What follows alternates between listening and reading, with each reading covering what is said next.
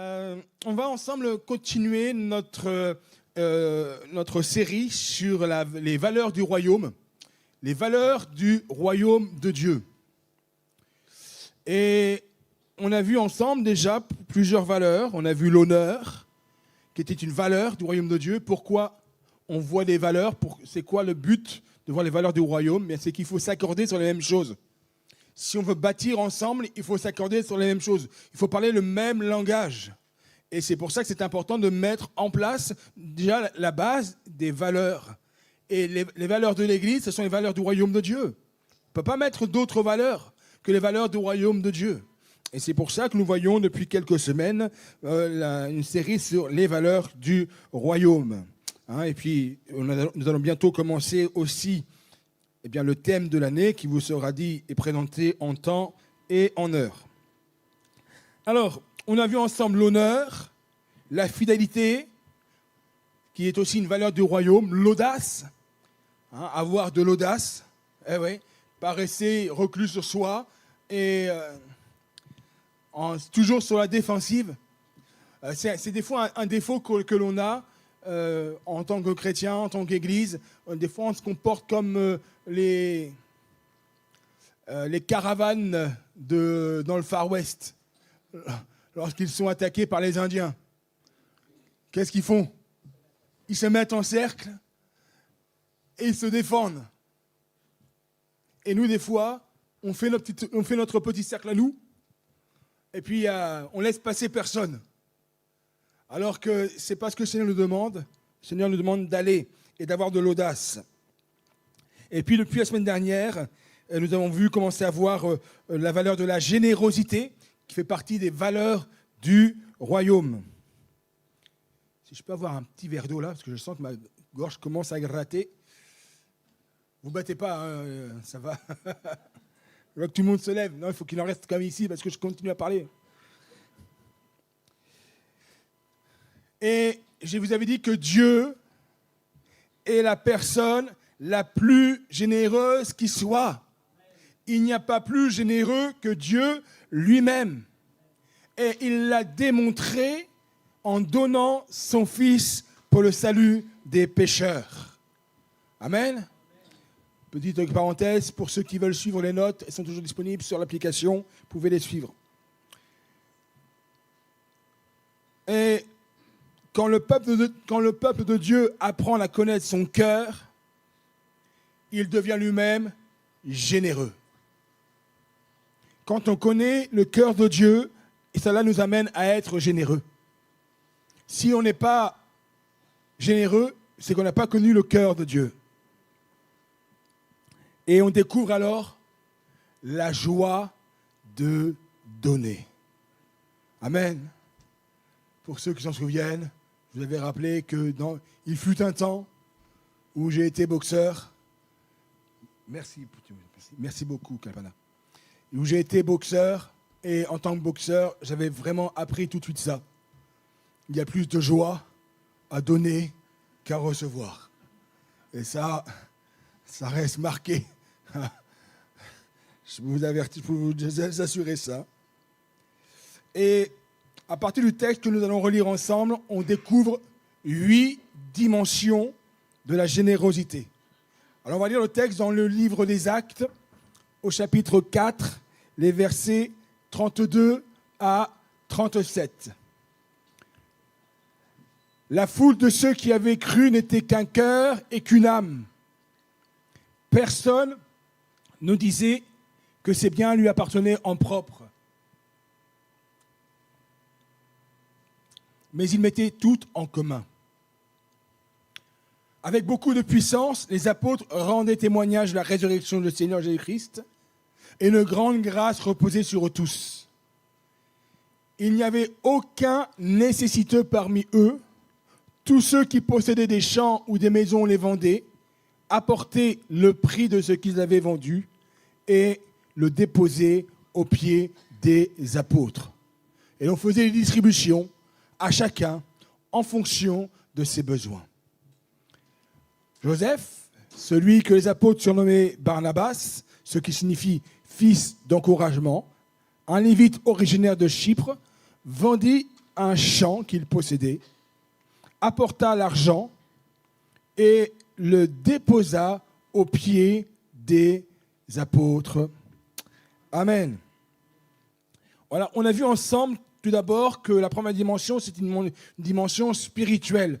C'est une œuvre de l'esprit.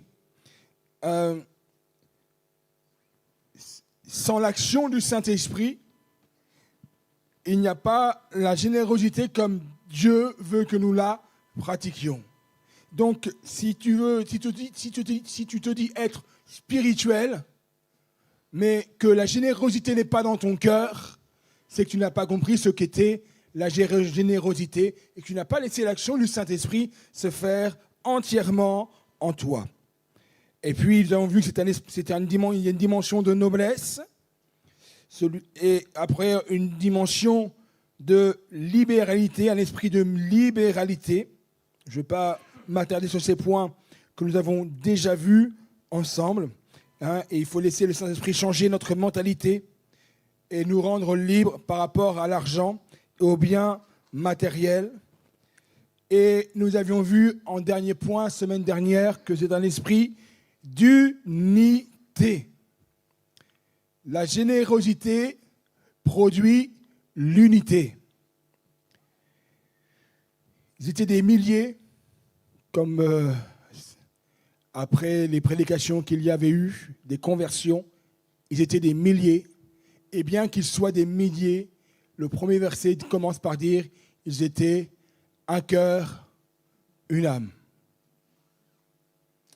Et je peux vous dire que c'est une sacrée performance d'être un cœur, une âme, mais cela est dû en partie à leur générosité. Donc la générosité, c'est une manifestation, une démonstration d'unité. Elle doit exister. C'est l'esprit de bienveillance. Ce qui doit coexister avec cela, c'est l'esprit de bienfaisance. C'est la 5e dimension que je voudrais voir avec vous, un esprit de bienfaisance. Dieu ne nous demande pas d'alléger toutes les peines du monde. On n'en a pas les moyens. À part que peut-être que quelqu'un ici dit oui, si, moi je peux. Je suis multimilliardaire et je peux pourvoir aux besoins de la terre entière. Alléluia, que Dieu te bénisse. Amen. Mais je ne pense pas. Et puis ce n'est pas ce que Dieu nous demande. Il ne nous demande pas d'alléger toutes les peines économiques, toutes les peines sociales du monde. Mais la première chose qu'il nous demande, c'est prendre soin des nôtres, déjà. Commencez par prendre soin des nôtres. Parfois, nous sommes prêts à aider ceux qui sont à 10 000 kilomètres, et puis on oublie d'aider ceux qui sont des nôtres, ceux qui sont proches de nous. On va lire dans l'épître de Paul aux Galates, au chapitre 6 et au verset 10. Épître de Paul aux Galates, chapitre 6, verset 10.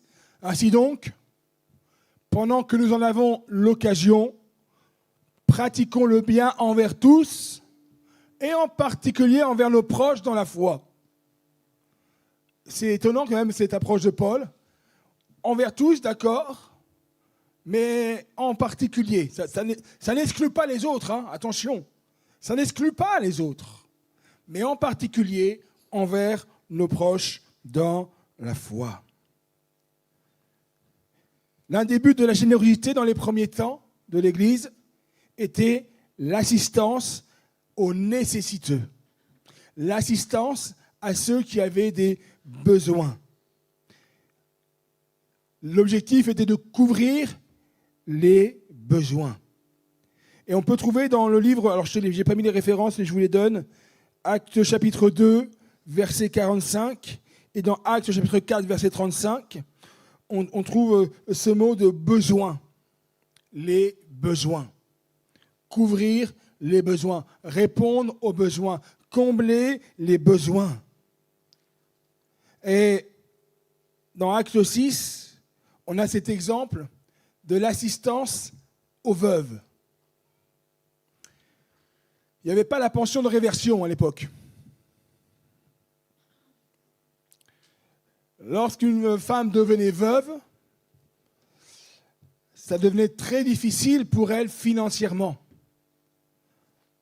Parce que dans la société de l'époque, l'homme rapportait de l'argent et la femme beaucoup moins souvent. Et alors quand le mari décédait, la femme se trouvait sans ressources. C'est pour ça qu'il y avait tout un tas de lois qui faisaient que la femme, que le frère devait subvenir, ainsi de suite, aux besoins de l'épouse de son frère lorsque son frère décédait. Et tout un tas de lois comme cela, parce que la femme se retrouvait sans ressources. Et la première action des apôtres, dans le livre des Actes 6, une des premières actions, c'était de venir en aide, de subvenir aux besoins de celles qui étaient sans ressources. Et il a demandé ça à l'Église. Ils ont demandé ça à l'Église. Pourvoir au bien de ceux qui sont dans le besoin, comme par exemple aux veuves. Et dans l'Épître aux Romains, chapitre 12 et verset 3, Paul va reprendre cette idée. Il va dire « Pourvoyez aux besoins des saints ». Excuse-moi, Romains chapitre, t'avais le bon. Romains 12, 13. Excuse-moi, c'est moi qui me suis trompé. T'avais le bon truc. Voilà. Pourvoyez aux besoins des saints et exercez l'hospitalité avec empressement. Pourvoyez aux besoins des saints. C'est qui cela? Non, c'est que le pasteur. Désolé, c'est comme ça. Les saints, c'est les frères et les sœurs en Christ. Ce n'est pas une statue. Ils sont déjà morts. C'est ça dont on parle là, enfin, qu'on appelle saints. Les saints, dans la parole de Dieu, ce sont les enfants de Dieu. Parce que nous avons été sanctifiés par le sang de l'agneau de Dieu. Et étant sanctifiés aux yeux de Dieu, nous sommes saints. Il nous voit comme saints. Et pourvoyer aux besoins des saints, Paul reprend l'idée en disant, ouais, il faut pourvoir aux besoins. Exercer l'hospitalité avec empressement. Tite, chapitre 3, verset 14, nous dit « Il faut que les nôtres aussi apprennent à pratiquer de bonnes œuvres pour subvenir aux besoins pressants afin qu'ils ne soient pas sans produire de fruits. » Et Jean, dans la première épître de Jean, au chapitre 3, verset 17, vous savez que l'apôtre Jean, c'est celui qu'on appelle l'apôtre de l'amour. Il dit, si quelqu'un qui possède des biens, les biens de ce monde, voit son frère dans le besoin et lui ferme son cœur, comment l'amour de Dieu peut-il demeurer en lui? Ça va loin, hein? Il pose cette question et quelque part, on a la réponse. La réponse est dans la question. Si quelqu'un qui possède les biens de ce monde voit son frère dans le besoin et lui ferme son cœur, comment l'amour de Dieu peut-il demeurer en lui? Et dans le passage que nous avons lu, on s'aperçoit que la généreuse abondance de l'Église a permis de couvrir tous les besoins. On peut relire Actes chapitre 4, verset 34. Actes chapitre 4, verset 34.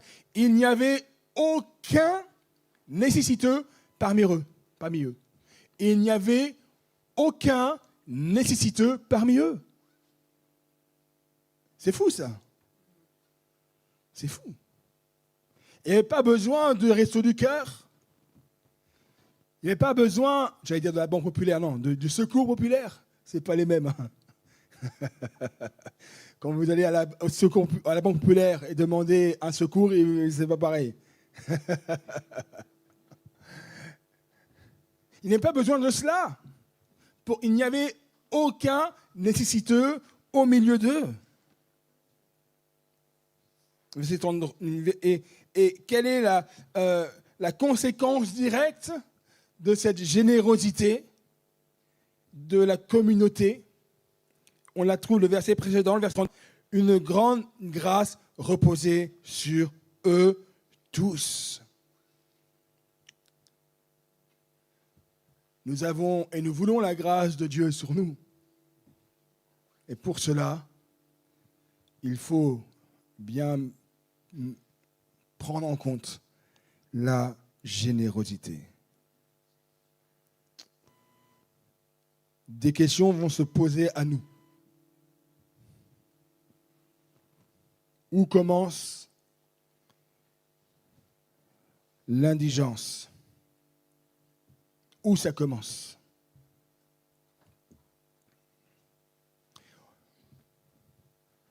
On définit dans le monde social le seuil de pauvreté. Et le seuil de pauvreté, il me semble qu'il varie selon les pays. Non? Ou c'est toujours le même pour le monde entier? 2 $ par jour en moyenne. Ça, c'est le seuil de pauvreté. Donc, ça veut dire que vous prenez votre salaire, vous le divisez par 31, et si vous êtes au-dessus de 2 $, 2 € et quelques, vous êtes au-dessus du seuil de pauvreté. Je pense que, normalement, ici, on doit être à peu près tous au-dessus, quand même. Ça ne veut pas dire que ça ne fait pas de nous des hommes riches. Hein. Entre le seuil de pauvreté, qui est le seuil, c'est-à-dire le seuil, c'est le plus bas. En dessous de ça, on est pauvre. Et puis, Bill Gates, il y a quand même tout un... Ou Bernard Arnault, si vous préférez, il y a tout un panel quand même. Hein.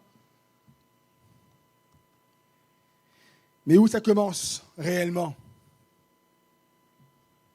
Est-ce que pour venir en aide à quelqu'un, ici, on doit attendre qu'il en soit à 2 € par jour pour vivre? Non.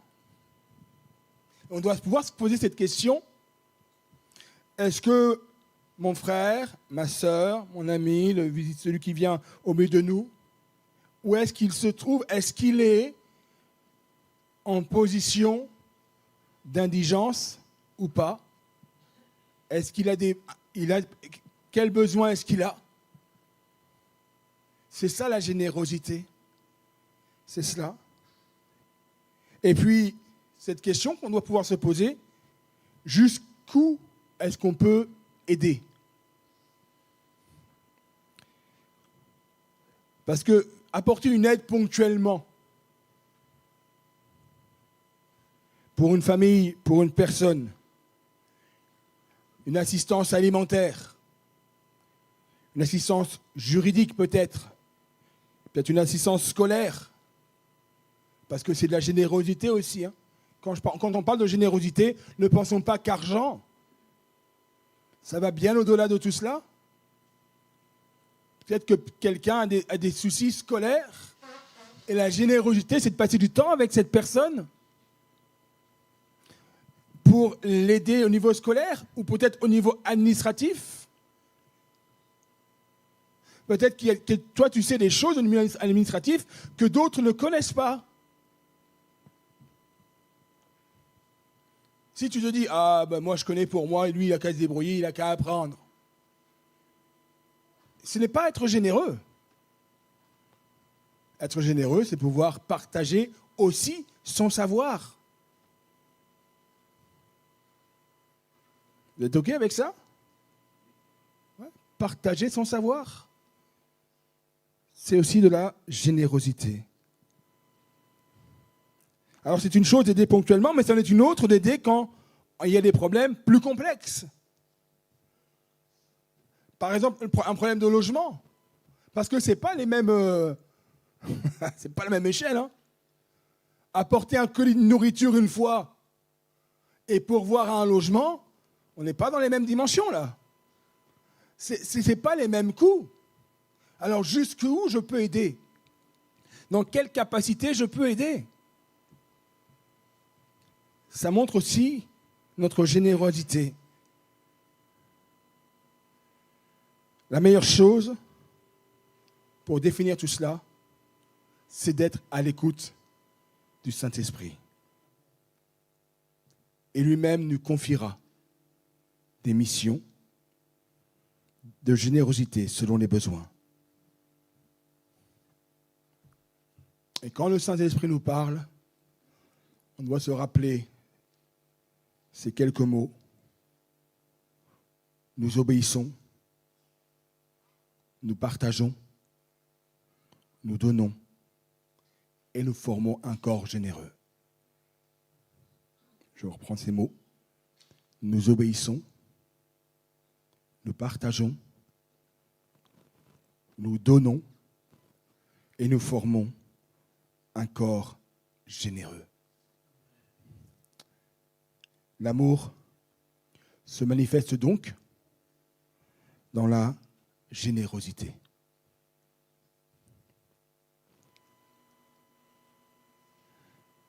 Une autre dimension de la générosité, c'est un esprit d'intendance. L'intendance. Est-ce que l'intendance suit?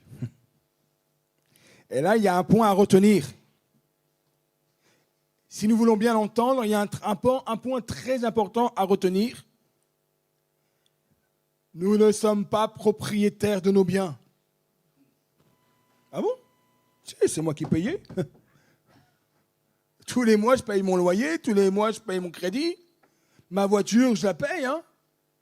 Et nous ne sommes pas propriétaires de nos biens, de nos richesses. Mais nous en sommes les gestionnaires pour Dieu. Qu'as-tu que tu n'aies reçu? Je suis le gestionnaire des biens que Dieu m'a confiés. Dès lors qu'on a compris cela, on doit chercher à être de bons intendants des biens que Dieu nous a confiés.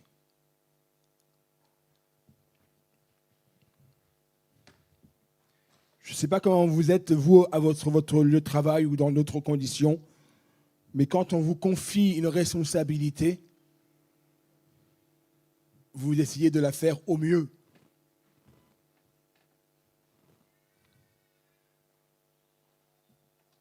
Imaginez, laissons-nous rêver. Que votre patron vous dise, voilà, écoute, je n'ai pas le temps de m'en occuper, mais là j'ai 1 million qui traîne. Est-ce que tu peux le gérer?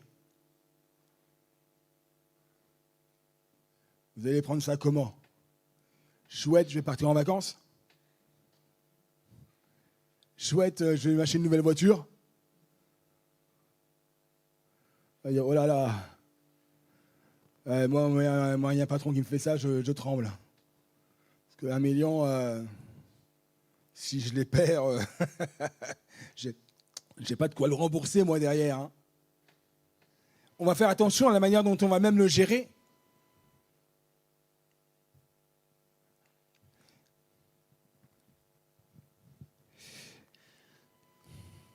Moi, j'ai été choqué une fois, plus d'une fois, mais dans une circonstance. J'ai été choqué de la manière dont étaient gérés les crédits qui étaient alloués. À l'époque, je faisais mon service militaire. Et là, j'aime bien dire, c'est un temps que les moins de 20 ans ne peuvent pas connaître.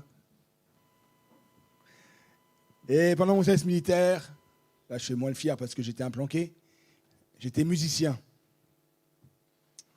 Et j'étais responsable, entre autres, du magasin de musique de l'armée, de notre musique. Donc j'avais tous les instruments. On devait les gérer. Et puis un jour, mon responsable est venu. Il dit, voilà, on va faire un tour des instruments pour voir ce qu'il faut réformer. Bon, ok. On fait le tour du magasin. Il dit, ce trombone-là, il faut le réformer. Je lui dis, non. Il fonctionne, le trombone. Le trombone à coulisses, il fonctionne. Il ne va pas le réformer. Et il l'a pris. il l'a tordu. Il a dit maintenant, il faut le réformer.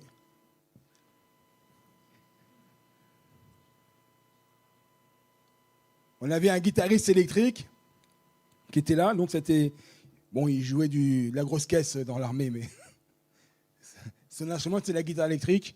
Et puis on en avait besoin pour un concert et on voulait monter un groupe musical, il fallait la guitare électrique. Et il y en avait une qui traînait. Et il y avait simplement un gros problème à cette guitare. C'est qu'il n'y avait pas de cordes. C'est très grave. C'est extrêmement grave. Alors on a dit, on va acheter des cordes.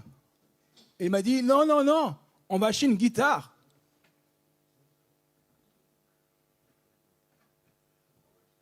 Alors le guitariste, on est allé, lui et puis c'était l'adjudant. Avec l'adjudant, on est allé au magasin de musique. Et puis il avait une guitare. Il a dit, celle-là, elle est pas mal. Un prix raisonnable, un bon rapport qualité-prix. Il a regardé la guitare, il l'a regardée. Il dit, non, c'est pas assez cher. C'est pas assez cher.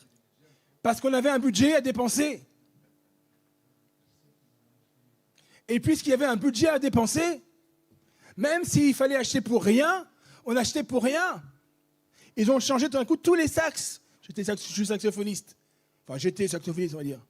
Ils ont changé tous les sax, ils ont pris les meilleurs sax. On en avait déjà, des saxophones. Mais ils ont racheté tout neuf. Parce qu'il fallait manger le budget. Parce que si on ne mangeait pas le budget, l'année d'après, le budget allait descendre. Mais c'est pas de ça être un bon... Pour moi, c'est pas de ça un bon gestionnaire. C'est pas de dépenser de l'argent pour dépenser de l'argent. Là, il n'y avait pas besoin de dépenser d'argent.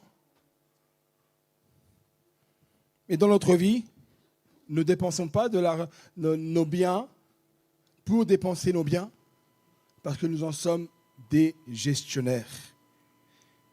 Cette bonne intendance repose sur un esprit de contentement. Paul va dire, j'ai appris à être content dans l'état où je me trouve. L'esprit de contentement, ce n'est pas un esprit de pauvreté. L'esprit de contentement, ce n'est pas un esprit de misérabilisme. Mais c'est savoir être satisfait de nos besoins. C'est avoir la satisfaction de nos besoins relatifs à ce que nous sommes, nous, dans un contexte qui est le nôtre. C'est savoir résister aux sirènes de ce monde de consommation.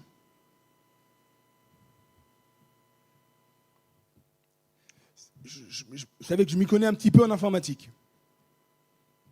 Tout petit peu. Je suis toujours effaré, moi. Des gens qui veulent toujours le dernier ordinateur pour aller regarder Facebook, quoi. Le dernier téléphone pour lire les messages. Pourquoi? Est-ce que c'est être un bon intendant? Excusez-moi, hein, je ne comprends pas comment on peut mettre 1200 € dans un téléphone.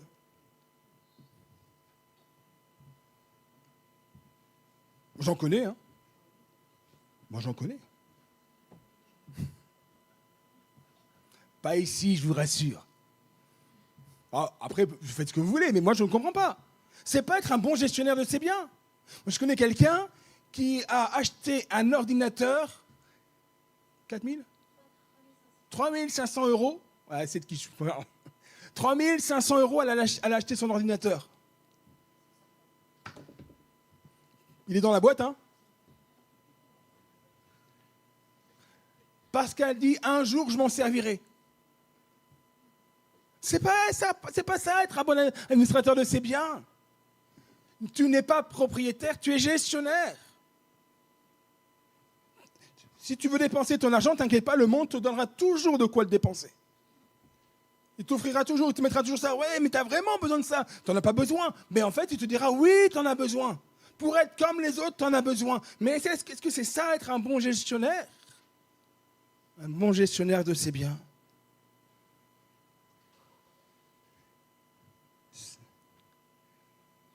Cet esprit d'intendance repose sur la compréhension que le surplus que Dieu nous donne, que Dieu nous accorde, doit avoir pour objectif toute bonne œuvre. 2 Corinthiens, chapitre 9, verset 8. 2 Corinthiens, chapitre 9, verset 8.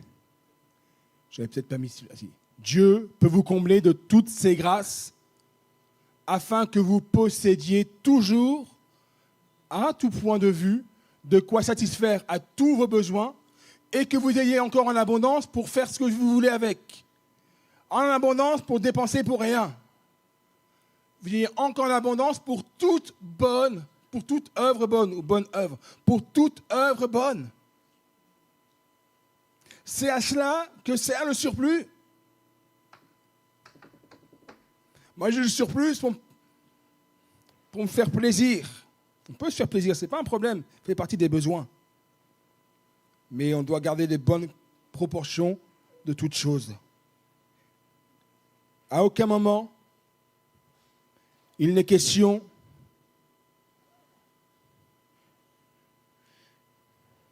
d'obligation. Il n'y a pas d'obligation. Et c'est plutôt de la bonne volonté, du zèle,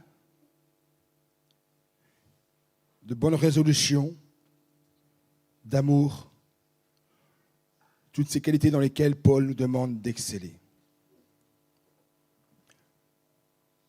Le point suivant, la 7e dimension, c'est un esprit de foi.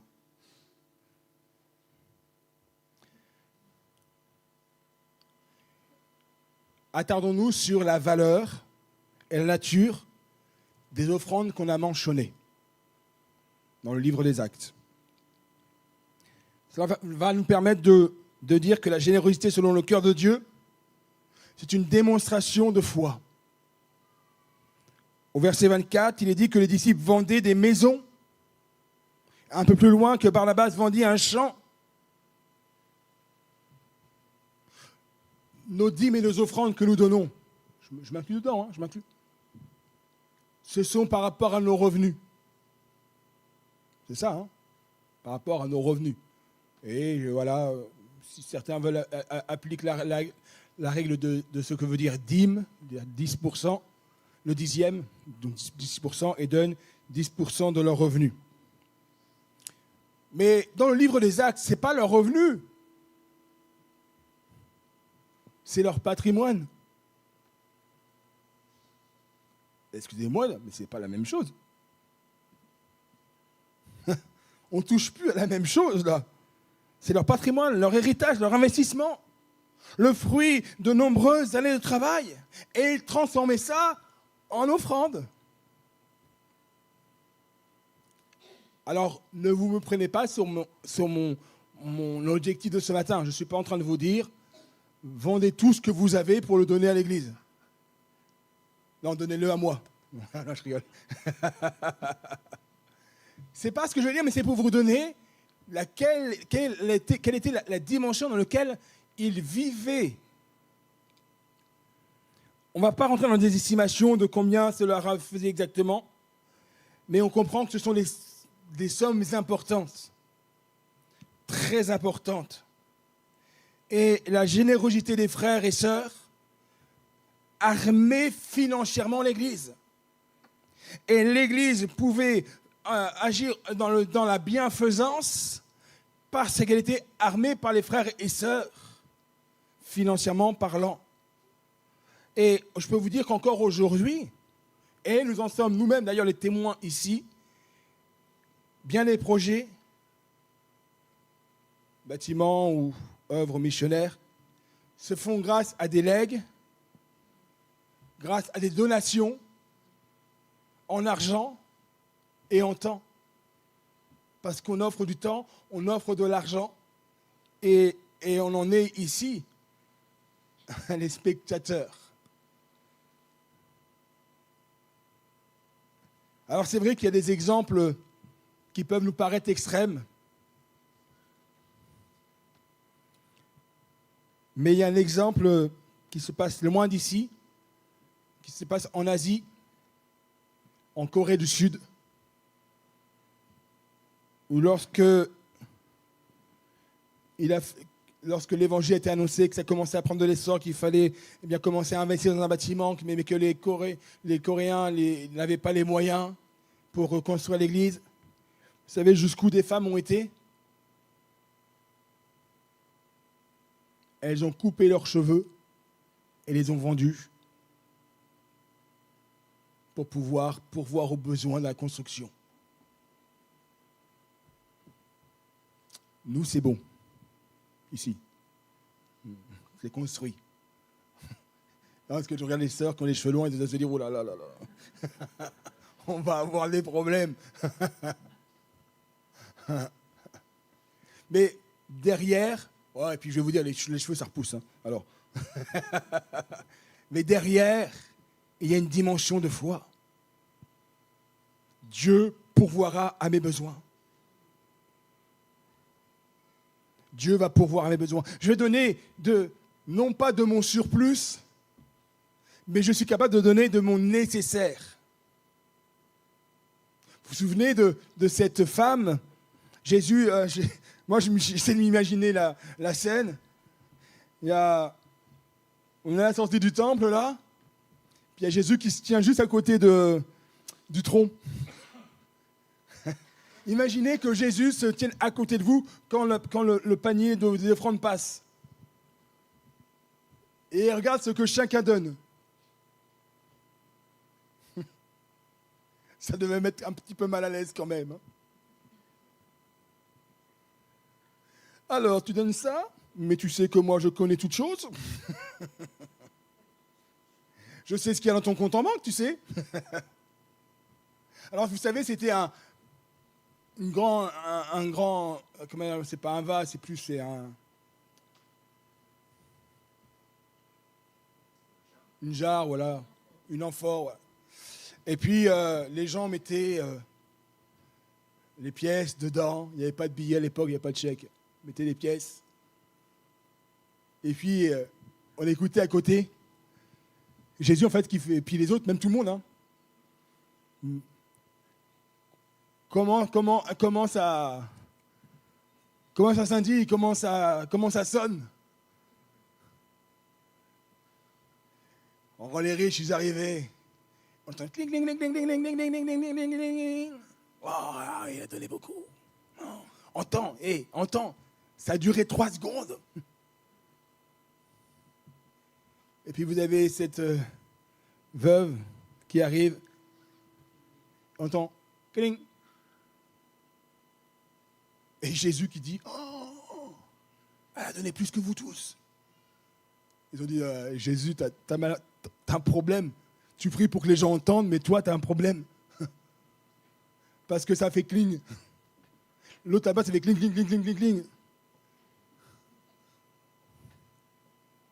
Et Jésus va leur dire quoi? Vous avez donné du surplus. Elle a donné de son nécessaire.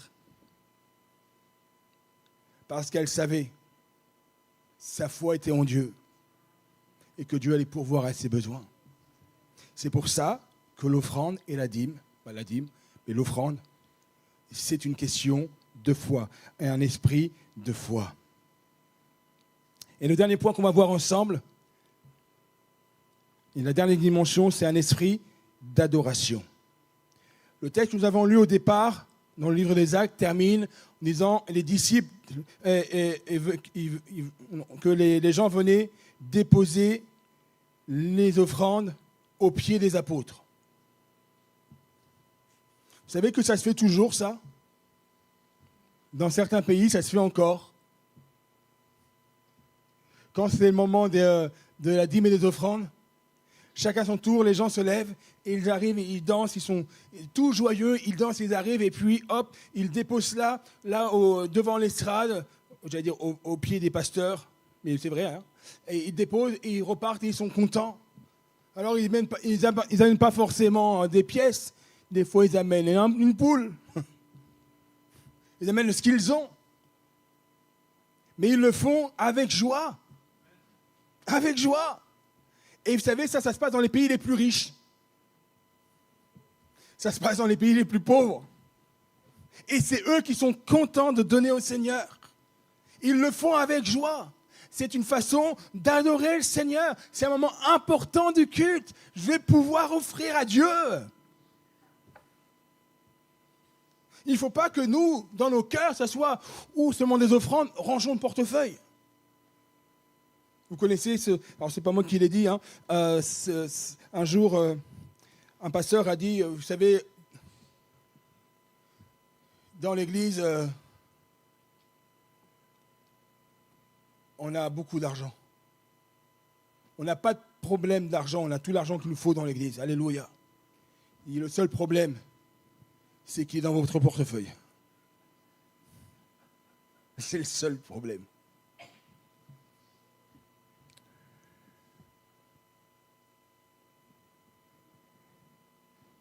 Ils ont compris une chose, c'est que l'offrande, c'est un acte d'adoration. Hébreux chapitre 13, verset 16. Hébreux 13, verset 16. Je ne sais pas si je l'avais mis, si je pense. Et n'oubliez pas de faire le bien et de vous entraider, car c'est à de tels sacrifices que Dieu prend plaisir. Un sacrifice de louange, un sacrifice d'adoration, c'est faire le bien et de vous entraider. Car c'est à de tels sacrifices que Dieu prend plaisir. Tu peux avoir la plus belle des voix, tu peux louer le Seigneur, tu peux apporter une louange avec ta voix qui soit tellement belle, wow, les mots bien choisis. On dit, mais il a avalé un dictionnaire celui-là. Mais si tu ne connais pas l'entraide et la générosité,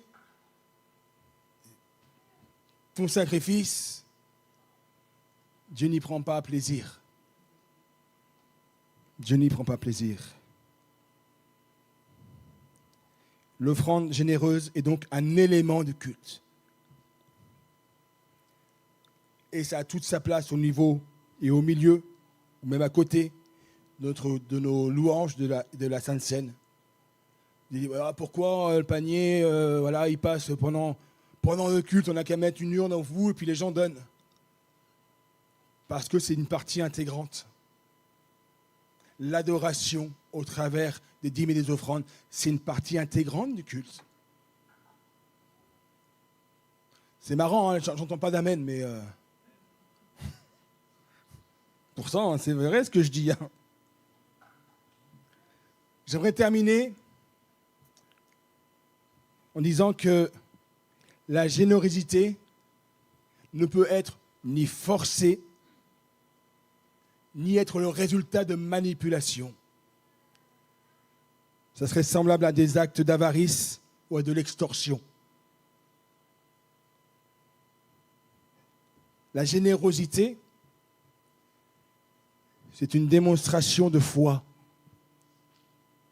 une démonstration de liberté, une démonstration d'amour, de responsabilité, une manifestation de l'œuvre de l'Esprit dans nos vies. Et je ne peux que dire que je crois fermement que la générosité, c'est une valeur centrale du royaume de Dieu. C'est une valeur centrale du royaume de Dieu. Alors, soyons généreux, les uns envers les autres et envers l'œuvre de Dieu dans sa totalité.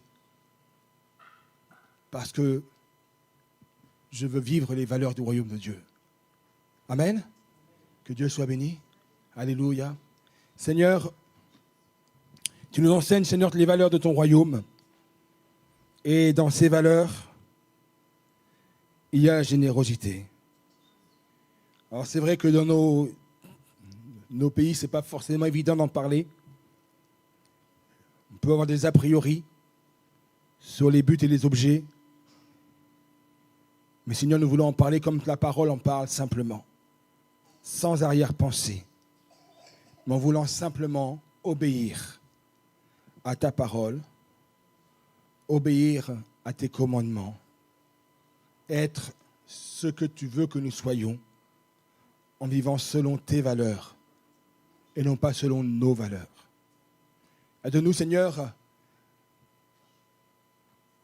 à acter cela dans nos cœurs, à obéir à l'action du Saint-Esprit pour chacune des valeurs que nous avons énoncées, afin que ton nom soit élevé et glorifié, au nom puissant de notre Seigneur Jésus-Christ.